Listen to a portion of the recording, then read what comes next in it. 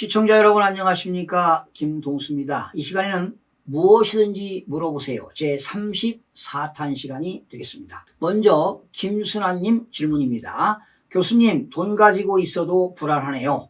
저점 기간이 긴 것 같아서요. 돈을 들고 있는데 언제 사면 되나요? 이런 질문인데요. 참 김순환님 반갑습니다. 제가 방송할 때 2020년 재테크는 유동성 자금을 확보하는 일이라고 여러 번 강조한 바 있어요. 그런데 김수라님께서는 어느 지역에 거주하고 계신지 또 아울러 어느 지역에다가 투자하실 건지 상당히 궁금하고요. 6.17 부동산 대책을 발표했죠. 이 발표 이후에 볼 때는 단기적으로는 주택거래가 상당히 이축될 것으로 보여지고요. 장기적으로 본다면 가격 하향 조정이 예상이 됩니다.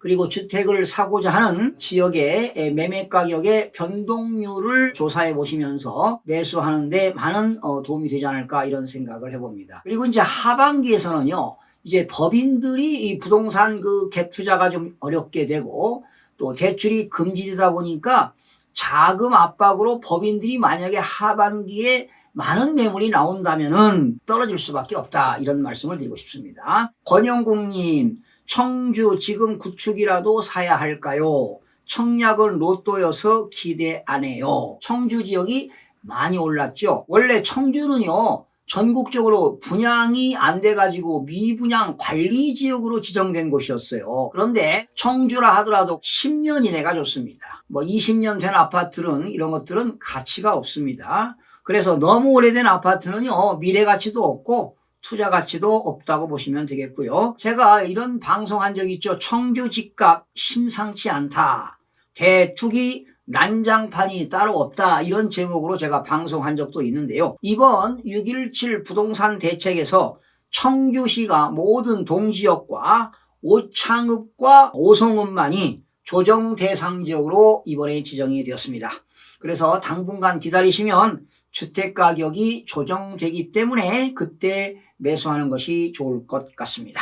문터치도입니다. 교수님 안녕하세요. 지금 현재 대전시 호수공원 개발 예정 인근 서구 도안동 아파트 5억 정도 거주하고 있는데요. 호수공원 공사 시작과 함께 더 상승할 가능성이 있는 건지 앞으로 하락장에 함께 할지 궁금합니다. 현재 아파트를 미리 팔고 앞으로 줄지어 기다리는 청약을 넣어보는 게 좋을지 고민입니다. 이런 질문인데요. 대전광역시 서구 2019년 상반기에는요, 보합과 하락이 반복하다가 하반기는 무려 8%가 상승했습니다. 특히 서구는 올해만 해도 6월 현재 8.44%가 상승으로 엄청나게 올랐습니다. 그래서 투자 목적이 아니고 거주 목적이라면 거주해도 괜찮을 것 같습니다. 특히 1세대 1주택은 양도소득세가 비과세되잖아요.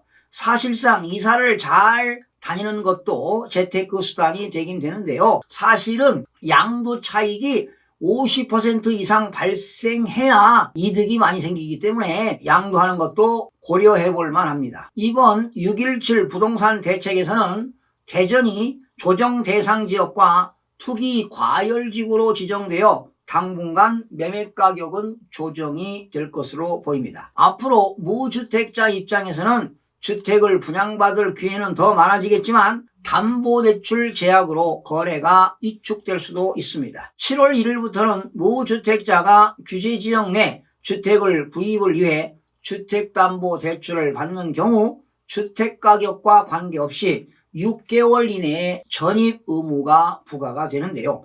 만약에 전입하지 않는다면 어떻게 되는가? 대출 약정으로 기한의 이익이 상실되어서 대출을 상환할 필요가 있고요. 또한 빌려온 차주는 향후 3년간 주택 관련 대출을 받는 것이 제한되는 것도 알아두시면 도움이 되겠습니다.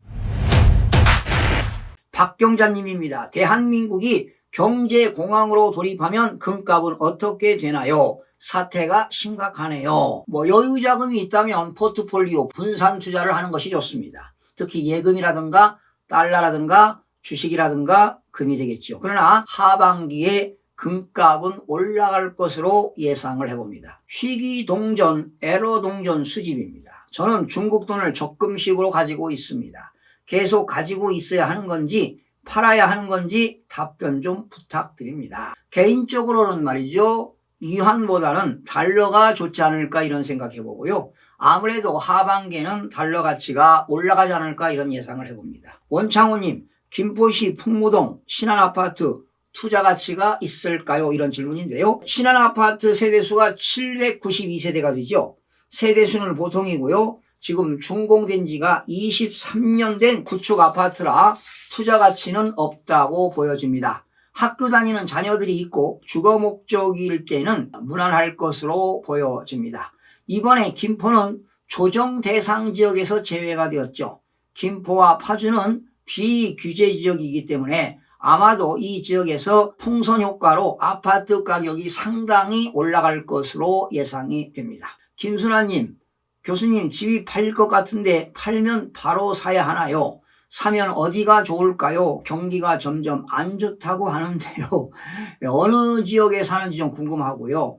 지역을 알려주시면 제가 철저한 분석을 다시 해드리도록 하겠습니다. 김봉님, 강화도 귀농 예정입니다. 농지는 언제쯤 구입하는 것이 좋을까요? 임야는 겨울에 사는 것이 좋아요. 그러나 농지는 여름철에 사는 것이 좋습니다. 특히 농지 원부를 만들려면 농지가 1000제곱미터 이상 되어야 하지요. 또한 귀농주택을 직접 집을 신축할 때는 대지 면적이 660제곱미터 미만이 유리합니다. 스카이워커 제주, 앞으로 금값이 더 오를까요? 이런 질문인데요. 아마 하반기에는 더 많이 오르지 않을까 이런 생각을 해봅니다. 최성애님, 교수님 말씀을 늘 듣는 애청자입니다. 경북 의성이 남편이 직장이라서 8년 전에 아파트를 제 이름으로 사고 전입신고를 하지 못한 상태에서 남편만 전입신고하고 살고 있습니다. 시세가 지금은 산 가격보다 많이 떨어졌네요. 남편은 앞으로도 더 살아가야 하고요. 저는 경기도 일산에서 살고 있는데 이곳에 집을 사고 싶습니다. 사게 되면 세금 관계가 어떻게 되는지 궁금합니다. 이제 집이 있는데 또 일산에서 집을 사게 되면 1세대 2주택이 되겠죠. 당연히 1세대 2주택이든 3주택이든 취득하게 되면 취득세를 내고 보유하게 되면 재산세를 냅니다. 그러나 전국의 주택가격을 합쳐서 공시가격이 6억 원이 초과되면 종합부동산세를 내야 되겠고요. 당연히 양도하게 되면 양도 차익이 발생한 양도소득세를 양도일이 속하는 다음 날부터 2개월 이내에 신고 납부하도록 되어 있죠. 송미선님, 하남에 살고 있습니다. 올 11월에 전세 만기입니다. 교산 3기 신도시 분양권 받기엔 무주택 4년, 청약 4년, 가족 4명, 가점 점수가 한참 낮습니다.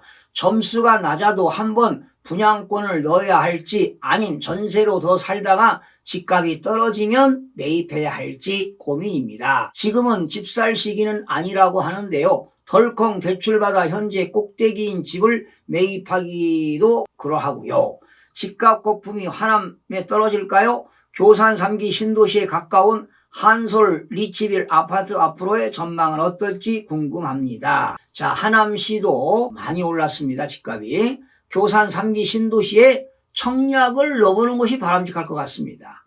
당첨이 안 되면 매수해보는 것도 고려해보시면 되겠고요. 반드시 하락기는 옵니다. 그러나 먼 미래를 본다면 이 아파트 가격은 우상향하기 때문에 저점 매수 타임을 꼭 잡아보시기 바랍니다. 지금 하남시도요, 투기 과열지구에 해당되기 때문에 상당한 제재 조치가 많습니다. 그리고 대출 여부도 확인해 보시기 바랍니다. 하철민님, 제 누나 명의로 된 현재 시세 1억 8천만 원 되는 빌라를 11년 전 1억 정도에 구입했습니다. 제 명의로 변경하려고 하는데 어떤 방법으로 변경하는 게 누나 쪽이나 제 쪽에서 세금 부담을 덜 수 있을까요? 부동산 거래는 처음이라 양쪽에 어떤 세금을 내야 하는지 어느 정도인지 알 수 있을까요? 하철민님께서는 누나에게 매매 대금을 지급할 입증 자료가 있다면 증여보다 매매가 좋습니다. 누나가 1세대 1주택이라면 누나가 양도하게 되면 당연히 양도소득세는 비과세가 됩니다. 그러나 동생이 취득하게 되면 취득세 동생은 85제곱미터 이하는 1.1%가 되겠고 85제곱미터 초과는 취득세가 1.3%가 되겠습니다. 만약에 누나로부터 증여를 받는다면 증여세 공제는 1,000만 원을 공제받으면서 증여세 과표는 1억 7천만 원이 되기 때문에 증여세는 2,400만 원 정도 나오게 됩니다. 또한 취득세는 증여받게 되면 무상승계 취득이익이므로 취득세를 4%를 내야 됩니다. 결론적으로 증여보다 매매가 유리하다고 볼 수가 있겠습니다. 주병남님, 저는 1가구 2주택입니다. 수색, 대림, 소형, 평형, 감면주택으로 당시 분양받을 때 5년만 보유하면 농어촌 특별세만 낸다고 했습니다. 현재 15년 전세를 주고 있는데 이번에 월세를 넣고 좀 더 가지고 가는 게 좋을지 매매를 하면 양도소득세가 궁금해서요. 2001년도에 최초 분양가 1억 2,142만 원에 현재 매매가 5억 8천만 원입니다. 디지털 미디어역 주변은 재개발로 많은 아파트를 짓고 있습니다. 교수님 부탁드립니다. 매매를 하게 된다면 6월 이후 세금도 궁금합니다. 얼마나 차이가 나는지 궁금합니다. 6월 이후 매매 시 감면주택 양도소득세는 일반 세율인지 중과세율인지 또 장기보유 특별공제는 몇 %인지 거주하지 않았습니다. 서울 소형 아파트입니다. 1가구 2주택입니다.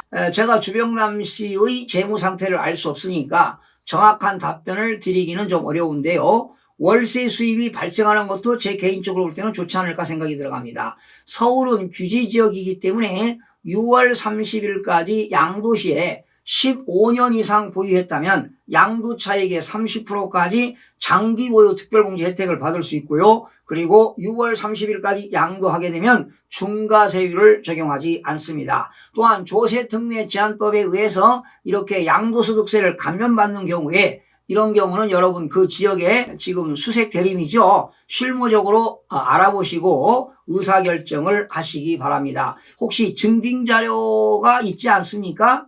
좀 궁금한데요. 그 당시 2000년입니까? 15년 전이니까 2001년이네요.